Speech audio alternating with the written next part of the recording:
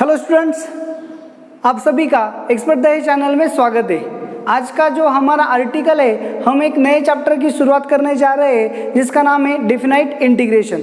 इससे पहले हमने इनडिफिनाइट इंटीग्रेशन का जो आर्टिकल है वो स्टडी किया था। तो आज का जो हमारा आर्टिकल है वो क्या है, इनडिफिनाइट इंटीग्रेशन जो हमारा हो चुका था उसका आगे का पार्ट क्या है, डिफिनाइट इंटीग्रेशन।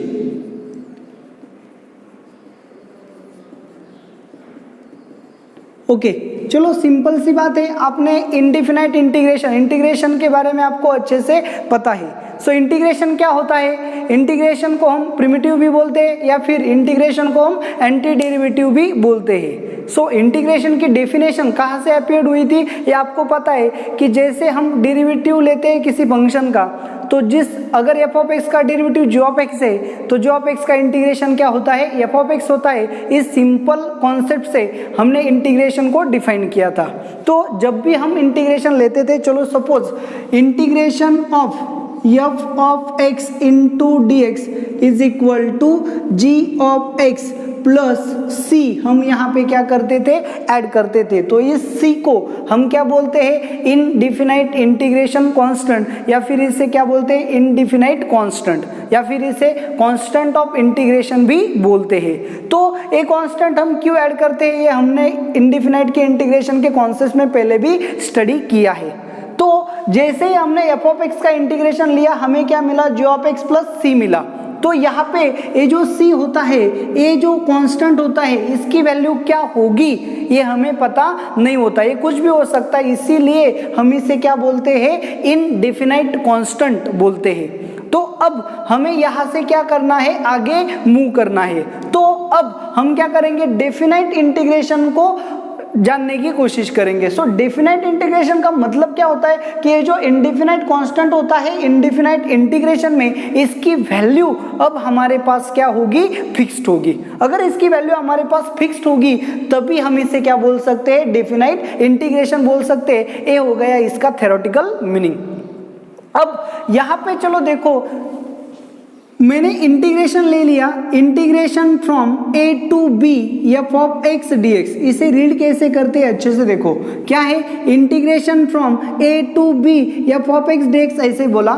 तो इसके लिए सबसे पहले ये जो एफ ऑफ एक्स है आपका, ये एफ ऑफ एक्स क्या होना चाहिए, कंटिन्यूअस होना चाहिए। आपका जो फंक्शन है कंटिन्यूअस होना चाहिए on closed interval A B. Okay ना। तो इस ए बी जो है डेफिनेटली ए क्या होगा, लेस देन बी होगा।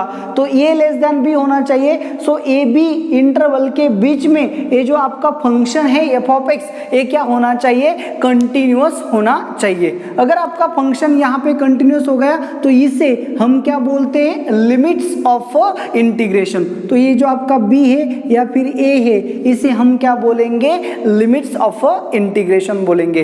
तो अब हमें क्या करना है, इस फंक्शन का इंटीग्रेशन फाइंड करना है विद इन लिमिट्स फाइंड करना है। तो हम इसे क्या बोलेंगे, डेफिनाइट इंटीग्रेशन। वैसे यहाँ पे फंक्शन के लिए कोई भी लिमिट्स नहीं थे, तो फंक्शन के लिए कोई भी लिमिट्स नहीं होंगे तो हम उसे क्या बोलेंगे, इनडिफिनाइट इंटीग्रेशन बोलेंगे। और लिमिट होंगे तो हम उसे क्या बोलेंगे, डेफिनाइट इंटीग्रेशन। तो आपका जो एस्पेक्ट है, व्यू है, इसे आप चाहे जैसे क्या कर सकते हो, मोड़ सकते हो, आप जैसा चाहो इसका मीनिंग निकाल सकते हो। तो इसका जो मीनिंग है एक्चुअल में, वो मीनिंग क्या है इसे भी आपको अच्छे से समझना होगा।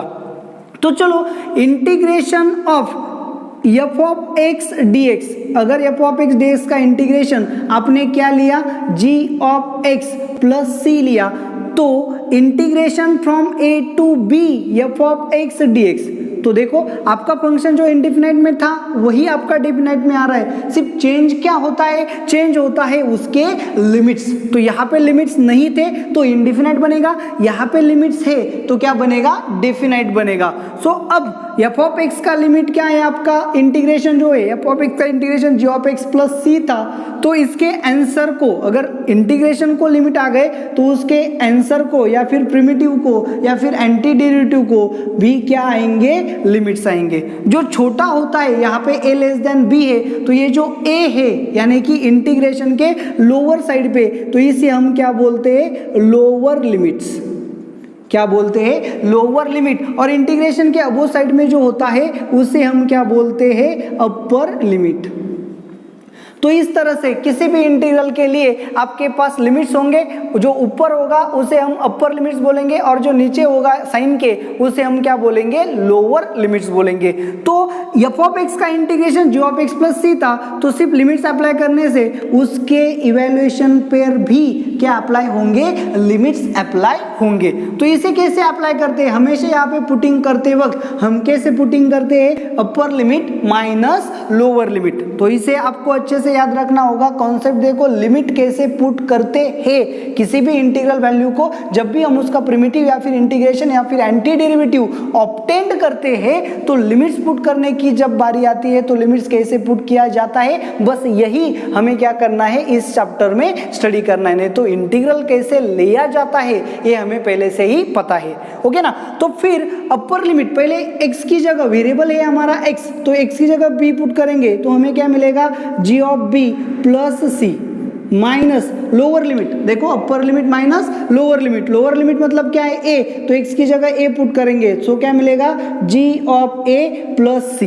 तो इसे सॉल्व करेंगे तो क्या मिलेगा, g of b plus C minus g of a minus C, plus C minus C क्या हो जाएगा, कैंसल। तो आपको क्या मिलेगा, g of b minus g of a।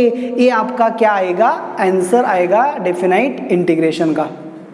तो इस तरह से हम प्रैक्टिकली, जो हमें एक्चुअल में प्रॉब्लम सॉल्व करना है तब क्या करना है, तो प्रैक्टिकली हमें ये करना है। मैंने आपको थ्योरेटिकल कॉन्सेप्ट बताई, मैंने आपको अंडरस्टैंडेबल कॉन्सेप्ट बताई, मैंने आपको यहाँ पे प्रैक्टिकल कॉन्सेप्ट बताई। अब ज्योमेट्रिकल कॉन्सेप्ट सुनिए क्या है। तो सबसे पहले मैंने क्या लिया, कोऑर्डिनेट ग्राफ्स लिए, ओके ना। तो कोऑर्डिनेट ग्राफ में हमें फंक्शन कैसा चाहिए था, क्लोज इंटरवल ए बी के बीच में कंटिन्यूअस चाहिए, ए लेस देन क्या होना चाहिए, बी। तो चलो मैंने यहाँ पे एक पॉइंट ले लिया X A, X is equal to A, मतलब ये जो पॉइंट है ए क्या होगा, ए 0, और यहाँ पे मैंने क्या लिया, X is equal to B. Definitely B जो होगा वो ए से बड़ा होगा क्योंकि मैंने RHS पे लिया है। तो ये जो पॉइंट होगा, ये पॉइंट क्या होगा, B0, क्योंकि एक्स एक्सिस पे ओ लाई करते हैं। तो फंक्शन जो होगा, फंक्शन मतलब क्या होगा, कोई भी कर्व होगी। तो कर्व कैसी होनी चाहिए, कंटिन्यूअस होनी चाहिए। कंटिन्यूअस का मीनिंग आपको अच्छे से पता है। तो चलो मैंने यहाँ पे एक कर्व ली, सो दिस कर्व को क्या बोलेंगे, y is equal to F of X बोलेंगे। तो यहाँ पे ये जो पॉइंट मुझे मिलेगा, तो ये पॉइंट क्या होगा, x की वैल्यू a है, यहाँ पे पुट किया तो ये जो पॉइंट होगा, a पॉइंट मुझे क्या मिलेगा, a एफ ऑफ a मिलेगा, और x की वैल्यू b इस कर्व पे पुट की। चलो x की वैल्यू क्या है, b, यहाँ पे पुट की, तो ये जो पॉइंट है x कोऑर्डिनेट क्या है, b, y कोऑर्डिनेट क्या होगा, f ऑफ b होगा। तो इस तरह से मुझे क्या मिला, कर्व पे दो पॉइंट्स मिले, इसे हम a बोलेंगे, इसे हम क्या बोलेंगे, b बोलेंगे। तो आपके सामने यहाँ पे क्या आ गए, दो पॉइंट्स आ गए कर्व पे, a F of a that is a and b F of b that is b।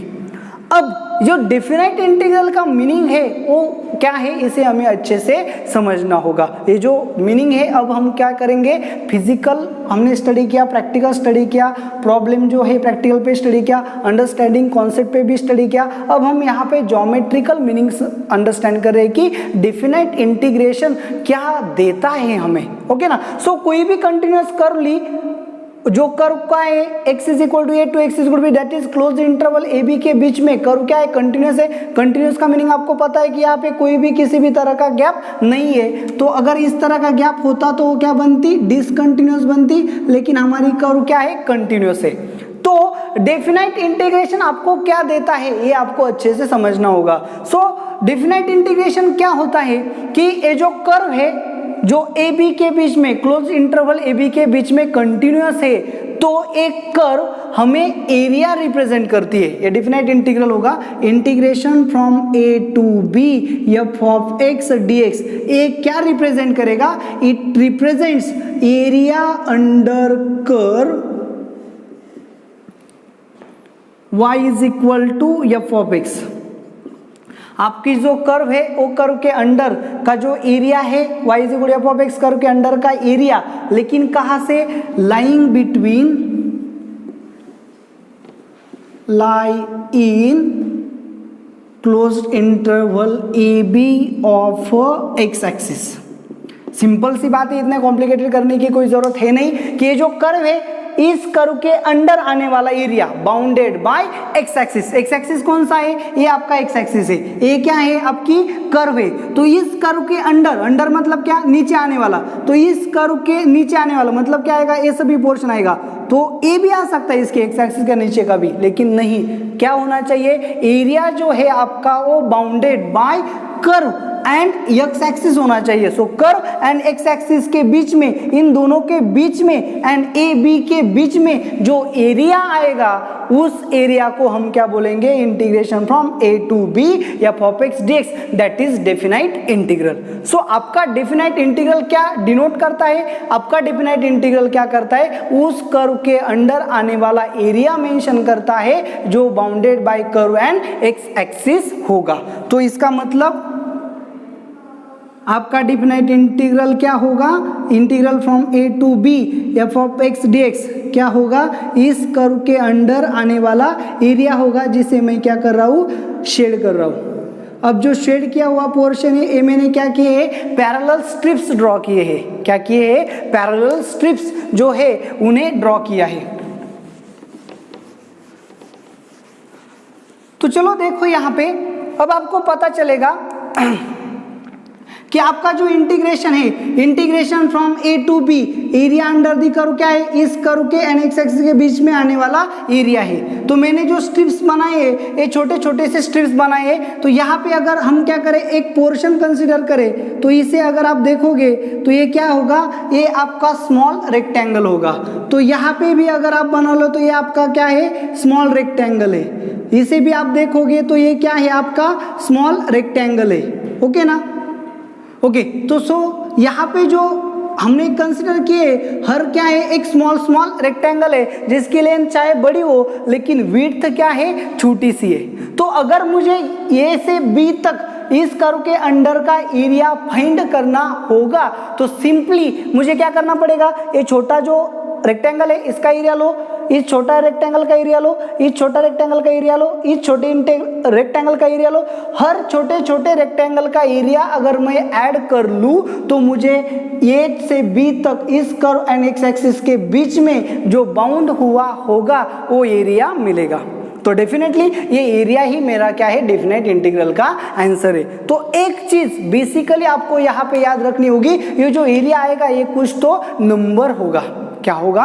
Number. So indefinite integral आपको क्या देता है? इंडेफिनाइट इंटीग्रल आपको फंक्शन देता है जिसमें वेरिएबल प्रेजेंट होता है। एंड डेफिनाइट इंटीग्रल आपको क्या देता है? डेफिनाइट इंटीग्रल आपको ऐसा कांस्टेंट नंबर देता है जिसमें वेरिएबल नहीं होगा। ये बेसिक डिफरेंस रहेगा indefinite integration and definite integration में। तो चलो ये जो पार्ट है इसे मैंने क्या बोला? ये जो पार्ट है x is equal to A is equal to क्या बोलता हूँ? x naught. यहाँ पे क्या बोला? x1, यहाँ बोला x2, यहाँ बोला x3 and so on up to यहाँ पे क्या बोला? xn-1 और ये जो पार्ट आएगा इसे क्या बोलेंगे? xn। तो यहाँ पे हमें क्या मिलेगा? a को जिसे हमने x नॉट बोला विच इज लेस देन x1 होगा, विच इज लेस देन x2 होगा and so on up to which is less than क्या होगा? xn which is equal to b। तो अच्छे से याद रखो, x1 x नॉट से बड़ा है, x2 x1 से बड़ा है। ओके ना? तो इसका मतलब ये जो विड्थ है, ये विड्थ क्या बनेगी? इसकी लेंथ x2 माइनस x1 बनेगी एंड हाइट इसकी क्या बनेगी? y कोऑर्डिनेट बनेगी। तो इस हिसाब से अगर हम जाएंगे तो हर छोटे छोटे इंटीग्रल का, हर छोटे छोटे रेक्टेंगल का एरिया अगर हम ऐड कर लेंगे तो हमें इस कर्व के अंडर का एरिया मिलेगा bounded by x axis which is a value of definite integral. तो बस ये ज्योमेट्रिकल सिग्निफिकेंस जो है इसे आपको अच्छे से क्या करना पड़ेगा? समझना पड़ेगा। ओके, तो यहाँ पे हमने डेफिनाइट इंटीग्रेशन क्या होता है इसके बारे में स्टडी किया। तो अब इसके जो प्रॉब्लम्स है उन्हें कैसे सॉल्व किया जाता है ये आपको पता होना चाहिए। तो चलो देखो यहाँ पे integration of x square minus x into D x, ऐसा अगर आपका प्रॉब्लम है तो ये क्या होगा? इंडेफिनाइट इंटीग्रेशन में होगा। अगर इसे हम यहाँ पे लिमिट पुट करें तो ये क्या बनेगा? डेफिनाइट इंटीग्रेशन बनेगा। तो अलजेब्रा ऑफ इंटीग्रेशन अगर यहाँ पे यूज करेंगे तो हमें क्या मिलेगा?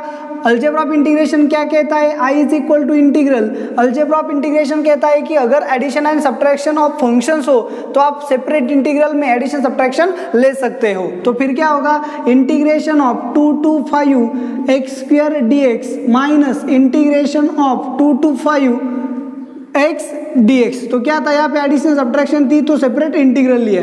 तो अब एक्स स्क्वायर का इंटीग्रेशन क्या होता है, एक्स क्यूब अपॉन 3, तो उसके जो लिमिट्स होते हैं 2 to 5 इस तरह से लिखने होते हैं स्क्वायर ब्रैकेट के राइट हैंड साइड को, माइनस एक्स का इंटीग्रेशन क्या है, एक्स स्क्वायर अपॉन 2, तो उसके लिमिट्स क्या है 2 to 5। ओके ना। अब ये डेफिनेट इंटीग्रेशन है तो हम यहाँ पे कांस्टेंट ऑफ इंटीग्रेशन को ऐड नहीं करेंगे।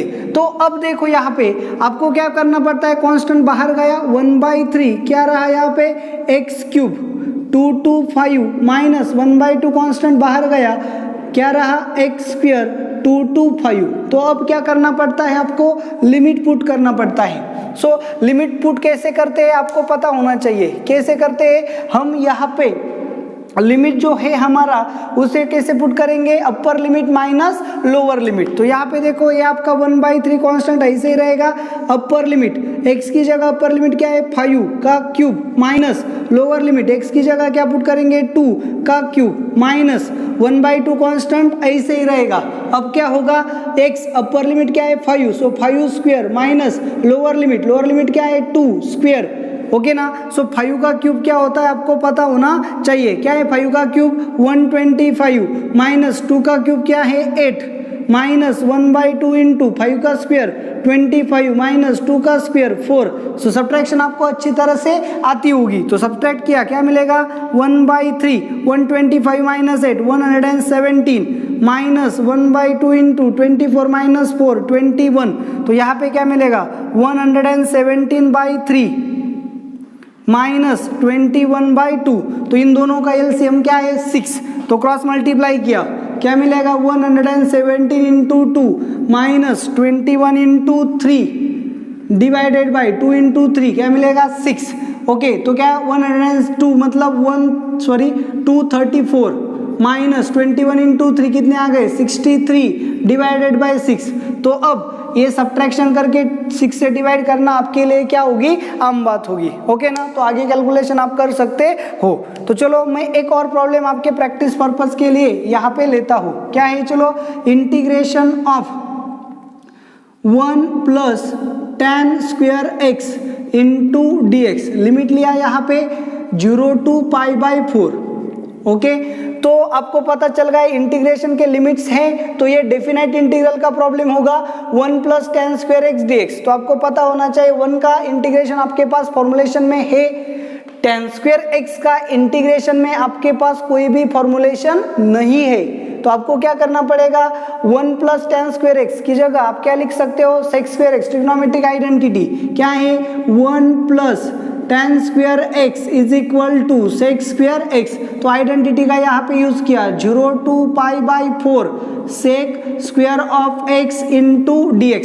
सबसे पहले और जरूरी बात यहाँ पे हमने फॉर्मूलेशन क्यों यूज किया, कोई भी चीज करने के लिए हमारे पास क्या होता है कोई तो रीजन यहाँ पे होना चाहिए। अक्सर हम क्या करते हैं इंटीग्रेशन में जो फॉर्म के फॉर्मूलेशंस हमारे पास अवेलेबल नहीं है उसे कन्वर्ट करते हैं उन फॉर्म्स में जिसके फॉर्मुलेशंस हमारे पास अवेलेबल होते हैं। तो ये सिंपल सी ट्रिक्स अगर आप याद रखोगे तो आपको पता चल जाएगा कि कहाँ पे फॉर्मुलेशंस यूज करने हैं और कहाँ पे डायरेक्टली इंटीग्रेशन लेना है। तो अब sec स्क्वायर x का डायरेक्ट इंटीग्रेशन का फॉर्मूला आपके पास है, क्या है tan x इंटू अब क्या इंटीग्रेशन ले लिया तो लिमिट पुट करेंगे 0 to π/4।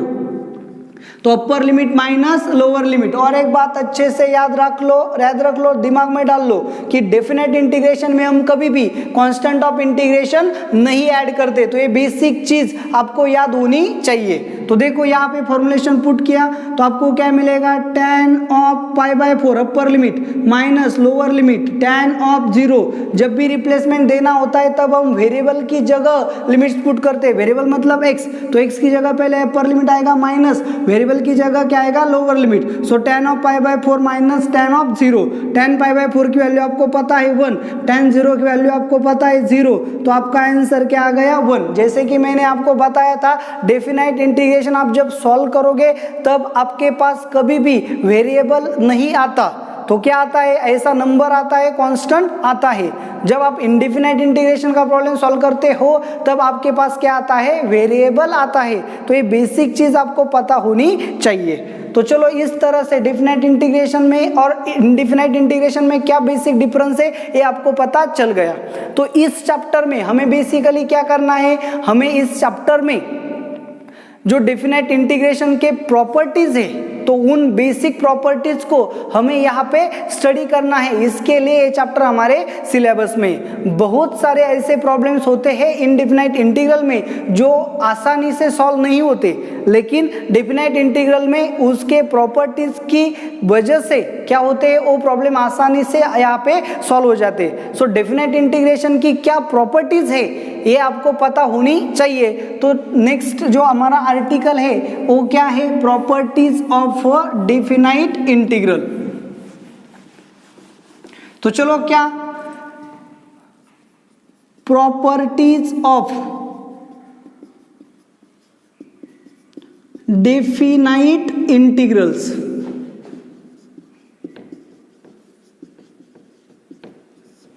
ओके, तो प्रॉपर्टीज ऑफ डेफिनाइट इंटीग्रेशन में सबसे पहले हमारी जो फर्स्ट प्रॉपर्टी है, प्रॉपर्टी फर्स्ट, वो क्या है, integration from A to A F of X D X is equal to 0। चलो ये बेसिक प्रॉपर्टी है डेफिनाइट इंटीग्रेशन में। जैसे मैंने आपको बताया था स्टार्टिंग में इंटीग्रेशन ए टू बी जब हमने लिया था तब मैंने वहां पे क्लियरली बताया था कि ए जो है हमारा ओ बी से क्या होना चाहिए, लेस होना चाहिए। तो इसका मीनिंग ए भी है कि अपर लिमिट एंड लोअर लिमिट क्या होना चाहिए, सेम नहीं होना चाहिए। लेकिन यहाँ पे अगर आप देखोगे तो अपर limit and lower limit of integration क्या है, सेम है। तो अगर लिमिट सेम होता है तो फंक्शन का इंटीग्रेशन इवैल्यूएशन का कुछ भी मीनिंग नहीं रहता, क्योंकि वैल्यू क्या आती है, 0 आती है। ओके ना।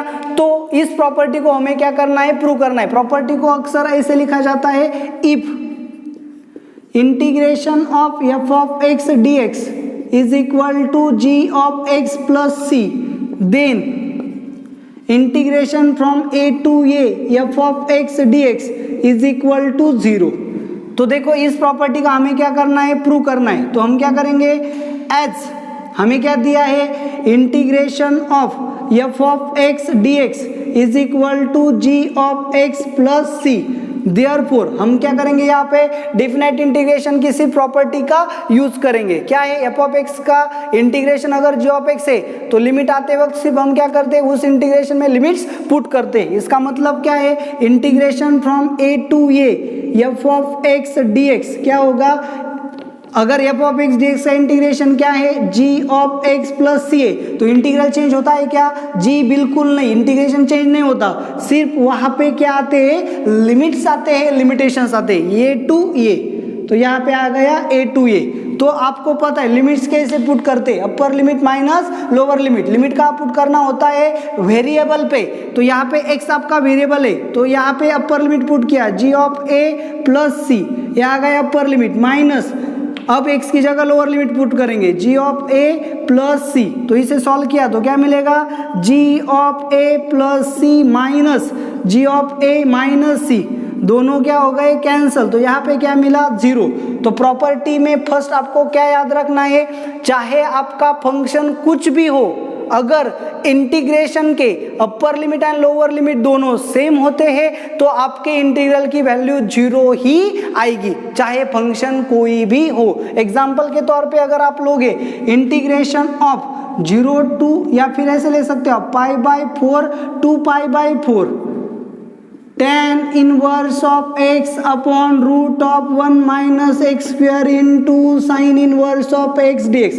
आप चाहे इसे जितना चाहो उतना क्रिटिकल बना सकते हो। क्यों, क्योंकि आपको प्रॉपर्टी पता होनी चाहिए। इंटीग्रेशन में अगर upper limit and lower limit दोनों क्या होते हैं, सेम होते हैं, तो अंदर आपका क्या फंक्शन है इससे मुझे कोई भी फर्क नहीं पड़ता। ओके ना। तो आप इसे चाहे जितना क्रिटिकल या कॉम्प्लिकेटेड बना सकते हो।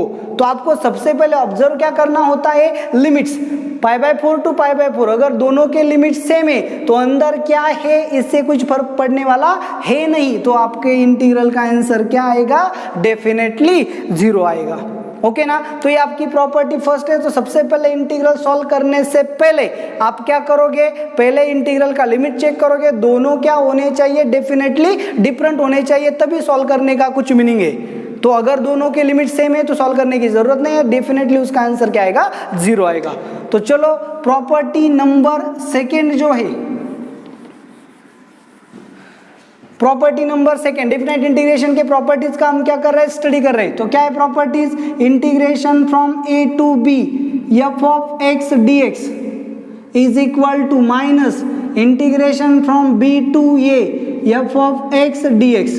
तो आपको करना क्या है, अच्छे से देखो, f of x integration f of x dx जो भी वैल्यू आती है, लेकिन लिमिट क्या है, a टू b, मतलब लोअर लिमिट है a, अपर लिमिट है b, तो a इंटीग्रेशन की वैल्यू और integration of f of x dx, function वही है, फंक्शन चेंज नहीं किया है। चेंज क्या किया है, जहां पे अपर लिमिट था वहां पे अब लोअर लिमिट है, और जहां पे लोअर लिमिट था वहां पे अब अपर लिमिट है। तो अपर टू लोअर ये जो इंटीग्रल है इसकी वैल्यू जो भी आएगी, और लोअर टू अपर जो इंटीग्रल है उसकी वैल्यू जो भी आएगी, ये दोनों का सिर्फ क्या चेंज होगा, साइन चेंज होगा।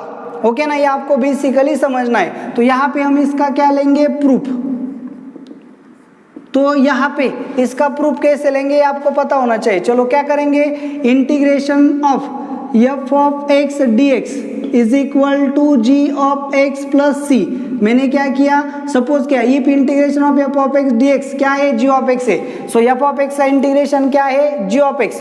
तो अब क्या करना है मुझे, integration from a to b f of x dx is equal to क्या आएगा, आपको पता है, अगर f ऑफ x dx का integration g of x plus c है तो सिर्फ वहां पे हमें लिमिट्स पुट करने। सो क्या आएगा, g of x plus c a to b। Okay ना। तो आपको पता है कैसे सॉल्व किया जाता है, g of b minus g of a। यहाँ पे a एंड b दोनों सेम नहीं है। ओके तो अच्छे से याद रख लो इसे मैं क्या बोलूंगा, इक्वेशन 1। आप प्रूफ चाहे सिंपल टेक्निक से दे सकते हो। तो इंटीग्रेशन फ्रॉम यहाँ पे लिया b to a f of x dx। तो आपको पता है f ऑफ x dx का इंटीग्रेशन क्या है, g of x plus c। तो अब सिर्फ आपको क्या करना है, लिमिट। अब लोअर लिमिट क्या है, b, अपर लिमिट क्या है, a। तो इंटीग्रेशन क्या आएगा, b टू a। तो लिमिट्स पुट करने के बाद आपको पता है क्या आएगा, अपर लिमिट माइनस लोअर लिमिट, मतलब आएगा g of a minus g of b। Okay ना। तो इससे यहाँ से माइनस साइन कॉमन ले लिया, सो माइनस ऑफ। अब जो माइनस कॉमन ले लिया तो माइनस जो था वो प्लस होगा, जो प्लस था वो माइनस होगा। सो यहाँ पे क्या आएगा, g of b minus g of a।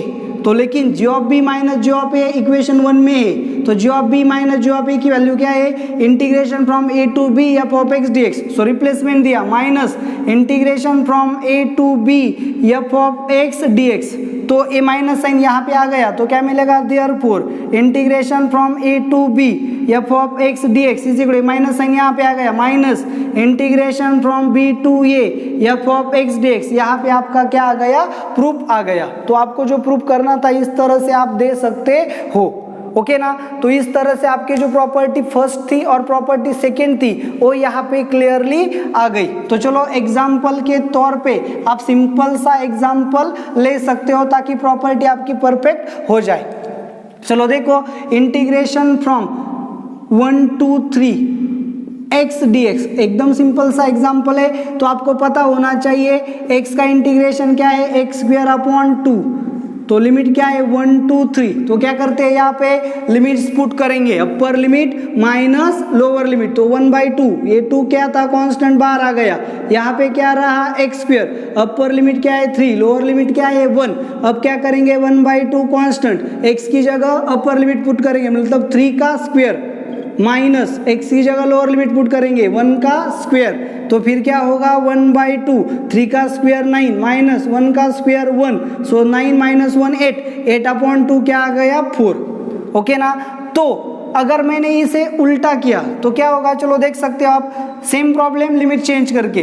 I is equal to integration of 3 to 1 F of X D X. F of X की जगह क्या है, सिंपली एक्स। तो अब क्या होगा, x का इंटीग्रेशन क्या है, एक्स स्क्वायर अपॉन 2। अब यहाँ पे अपर लिमिट क्या है 1, लोअर लिमिट क्या है 3। तो अब क्या होगा 1/2 कांस्टेंट बाहर जाएगा। लिमिट कैसे पुट करते हैं, अपर limit minus lower limit. Upper limit क्या है 1 का स्क्वायर माइनस लोअर लिमिट क्या है 3 का स्क्वायर। तो क्या होगा 1/2, 1 का स्क्वायर 1 माइनस 3 का स्क्वायर 9, 1 माइनस 9 मतलब -8 अपॉन 2 मतलब क्या आ गया -4। तो आप अच्छे से देख सकते हो यहाँ पे आंसर क्या आ गया 4, यहाँ पे आंसर क्या आ गया -4। सो दोनों इंटीग्रल में सिर्फ क्या किया था, इंटरचेंज ऑफ लिमिट किया था। तो सेकेंड प्रॉपर्टी आपको क्या याद रखनी है, अच्छे से देखो, किसी भी इंटीग्रल में अगर हम लिमिट का इंटरचेंज करें, लिमिट का इंटरचेंज करें मतलब क्या, अपर लिमिट को लोअर करेंगे और लोअर को अपर करेंगे तो सिर्फ इंटीग्रल की जो वैल्यू आती है उसका साइन चेंज होता है या फिर इंटीग्रल का ही साइन चेंज होता है, इससे ज्यादा कुछ होने वाला है नहीं। मतलब integration from A to B F of X D X can be written as minus integration from B to A F of X D X. तो यहाँ पे एग्जाम्पल था, आप एग्जाम्पल की तौर पे एक और एग्जाम्पल लिख सकते हो। Suppose F of X is equal to sine of X, तो integration from 0 to π/2 F of X D X, इसे आपको क्या करना है, फाइंड करना है एंड प्रॉपर्टी नंबर सेकेंड आपको वेरीफाइड करनी है। ओके ना। तो ये वीडियो आपको कैसा लगा, डेफिनेट इंटीग्रेशन का आर्टिकल आपको कैसा लगा, आप मुझे कमेंट करके जरूर बताएं। अगर आपको वीडियो पसंद आया है तो इसे लाइक करना। तो property number first and property number second of definite integration यहाँ पे क्लियर हो गई। तो अभी हम property number 3 and property number 4 का स्टडी करेंगे। तो चलो देखो यहाँ पे प्रॉपर्टी नंबर 3 क्या है आपकी, property number 3 integration from A to B F of X D X is equal to integration from A to B F of T D T. चलो पहले प्रॉपर्टी को अच्छे से अंडरस्टैंड कर लो। देखो क्या है, लिमिट्स ए टू बी है, लिमिट्स ए टू बी है। तो यहाँ पे किया क्या है, सिर्फ वेरिएबल जो है आपका उसका चेंज किया है। इसका मतलब डेफिनेट इंटीग्रेशन में हम वेरिएबल अगर चेंज करें तो कोई दिक्कत यहाँ पे नहीं आती, दोनों का आंसर क्या होता है, सेम होता है। तो यहाँ पे वेरीफाई कर लेंगे। If suppose integration of A to integration of F of X D X, F of X D X का जो इंटीग्रेशन है वो क्या है, G of X plus C है। तो फिर क्या होगा, therefore integration from A to B F of X D X is equal to, आपको पता है G of X plus C उसका इंटीग्रल है। तो सिर्फ मुझे यहाँ पे क्या करना पड़ेगा, लिमिट्स पुट करने पड़ेंगे।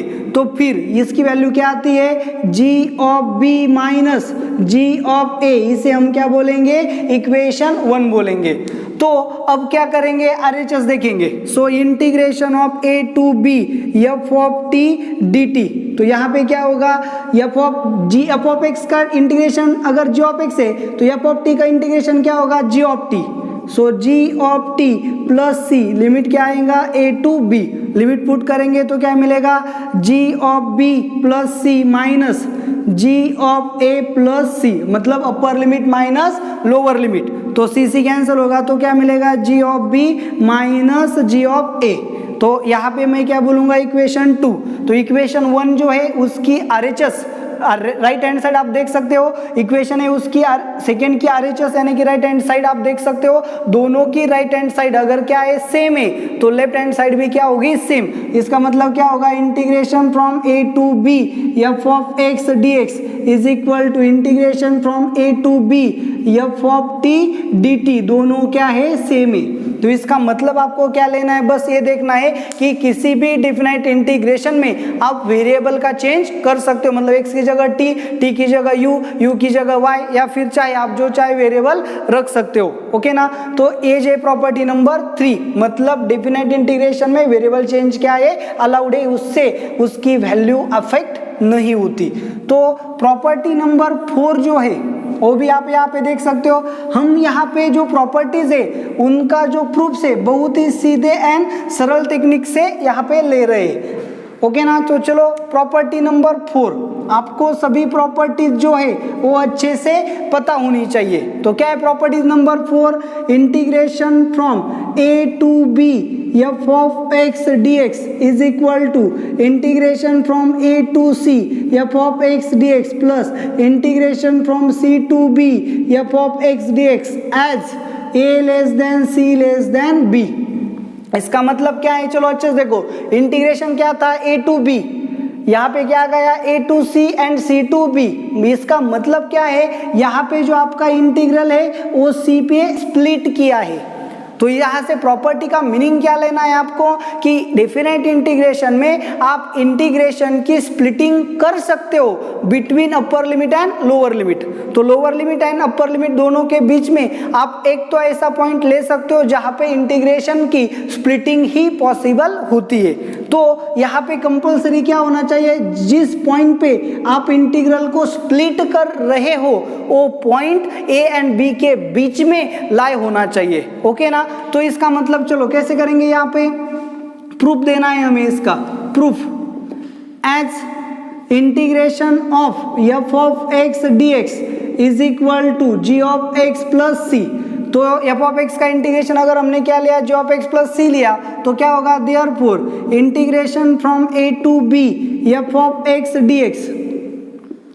तो इसकी वैल्यू आपको पता है क्या आएगी, G of X plus C with limits A to B.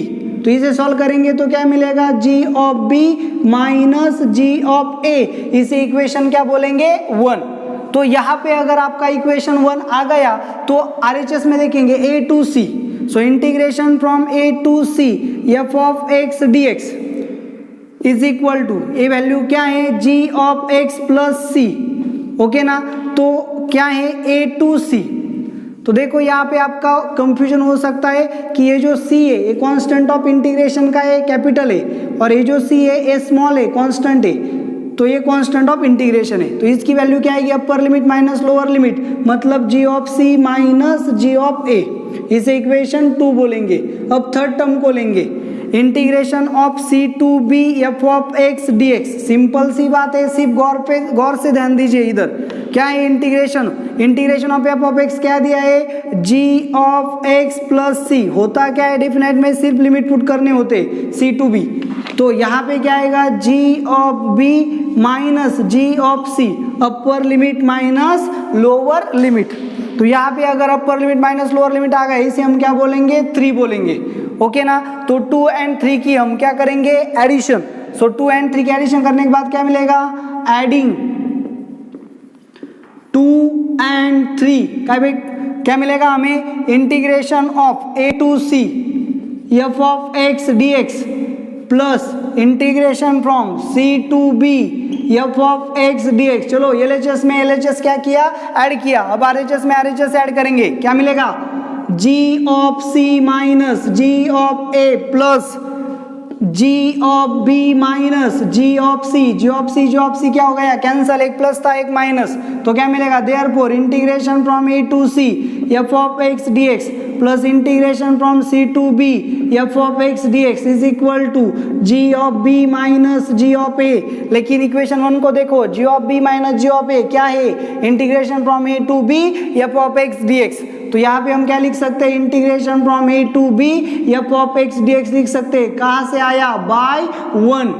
Okay ना, तो फिर क्या मिला, therefore integration from A to B F of X D X is equal to integration from A to C F of X D X plus integration from C to B F of X D X. Okay, तो ये आपकी property थी, यहाँ पे आपका proof आ गया। So property number 4 का meaning क्या लेना है आपको यहाँ पे पता चल गया।